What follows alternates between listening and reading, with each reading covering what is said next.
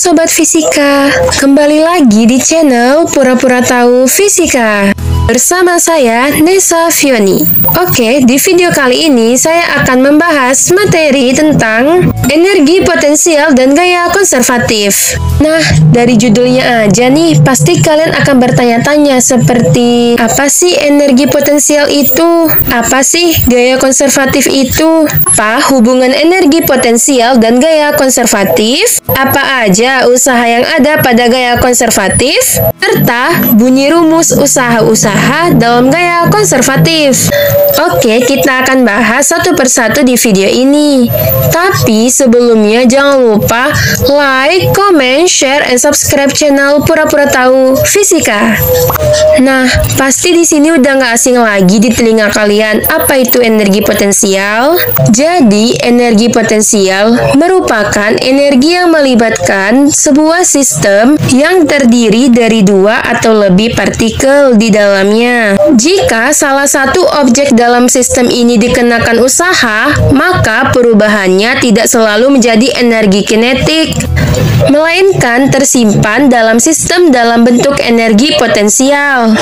Oke, selanjutnya apa itu gaya konservatif? Gaya konservatif adalah salah satu gaya yang hanya melakukan usaha berdasarkan kepada perubahan posisi yang dialami oleh objek. Gaya konservatif juga merupakan gaya yang dapat menghasilkan perubahan dua arah, yaitu antara energi kinetik dan energi potensial. Nah, kalau tadi kalian bertanya-tanya apa hubungan energi potensial dan gaya konservatif, pada pembahasan sebelumnya kita sudah mengetahui apa itu energi potensial kan? Nama energi potensial diusulkan pertama kali oleh seorang insinyur Skotlandia, William G. M. Rankine. Pada gambar berikut ditunjukkan usaha luar yang kita lakukan untuk memindahkan posisi bola dari lantai ke tepi meja. Selanjutnya, usaha-usaha yang ada pada gaya konservatif antara lain: A. Usaha oleh gaya berat. Jika benda yang menghasilkan medan gravitasi adalah bumi, kita disebut sebagai medan gravitasi bumi. Telah kita ketahui bahwa tempat-tempat yang dekat dengan permukaan bumi, medan gravitasinya dapat dianggap tetap, yaitu G sama dengan 9,80 meter per sekon kuadrat. Oleh karena itu, benda bermasa M berada dekat dengan permukaan bumi akan mengalami gaya gravitasi yang konstan dengan rumus W sama dengan M kali G. Keterangan: W sama dengan gaya berat dengan satuan Newton, M massa benda dengan satuan kilogram, G percepatan gaya pada gravitasi dengan satuan meter per sekon kuadrat. Contoh di kehidupan sehari-hari, ketika kita melempar sebuah batu, yang terjadi adalah batu itu akan kembali jatuh ke bawah bumi. Itu terjadi karena ada dua benda yang saling mempengaruhi, yaitu bumi dan batu kecil yang semula berada dalam tangan tersebut. Gaya atau kekuatan tarikan bumi pada batu itu sebagaimana dinyatakan oleh hukum gaya berat atau gaya gravitasi, atau yang lebih sering dikenal dengan sebutan berat batu. Sebaliknya pun berlaku. Bumi ditarik oleh batu kecil itu dengan gaya atau kekuatan yang sama besar. Di sini jarak antara batu dan bumi dihitung dari batu ke pusat bumi yang berada sekitar 3.670 km di bawah permukaan bumi. B. Usaha oleh gaya gravitasi Newton. Usaha yang dilakukan oleh gaya gravitasi Newton di antara dua tempat atau posisi tertentu tidak bergantung pada jalan lintasan yang ditempuh, tetapi hanya bergantung pada posisi awal, jarak R1 dari pusat bumi, dan posisi akhir R2 dari pusat bumi. Misalnya, untuk memindahkan benda dari permukaan bumi, R1 sama dengan R adalah jari-jari bumi, ke tempat dengan ketinggian sama dengan jari-jari bumi, R2 sama dengan R tambah R sama dengan 2R. Dengan rumus W graf sama dengan G M 1 per R2 dikurang 1 per R1.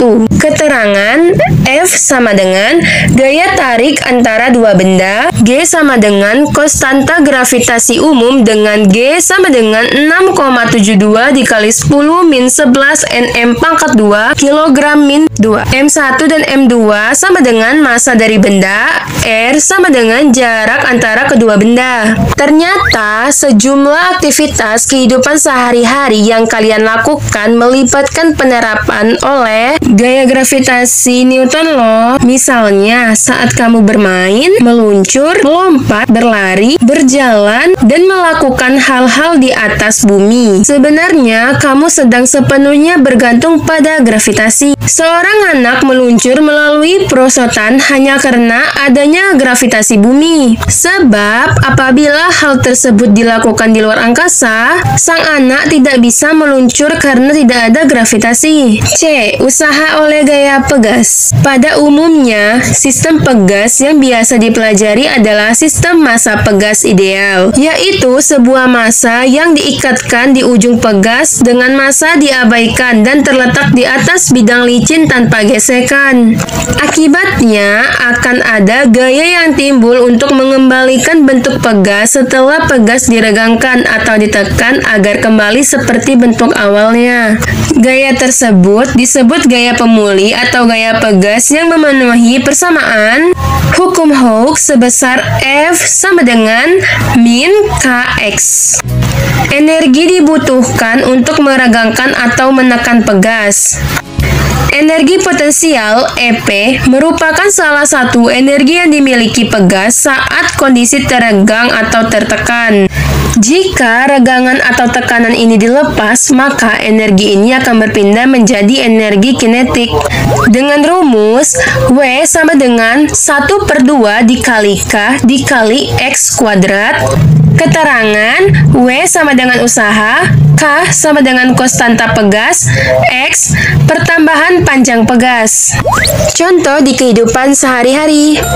Gaya pegas juga sangat berguna untuk membuat mainan anak-anak sebelum penemuan video game. Contohnya Jack in Box.